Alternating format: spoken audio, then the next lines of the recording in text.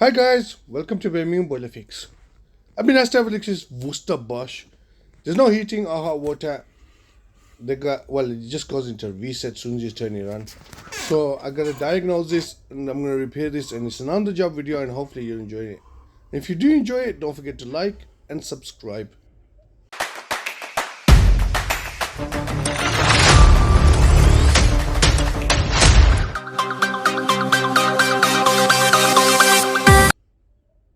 Now, a very wise man once said to me, whenever you start a job, always do a visual inspection. Now, that's what I'm doing first, and this more or less every job I go to is a visual inspection. Even though when you talk to your customer, you're always looking at the boiler and analyzing it.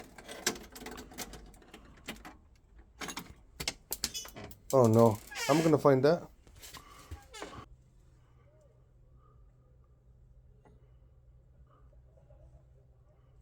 Commission, but then they never run back.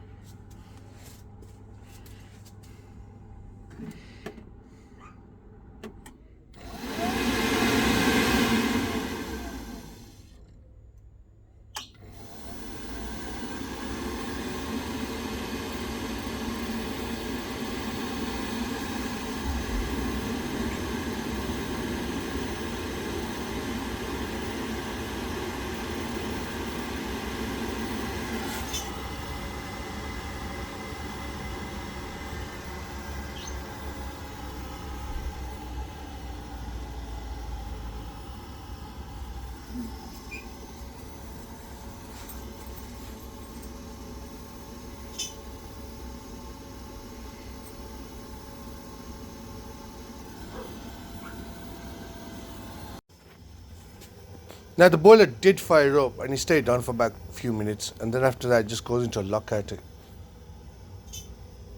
Now I guess the boiler hasn't been serviced for a very long time. Took all these stones out of the combustion chamber.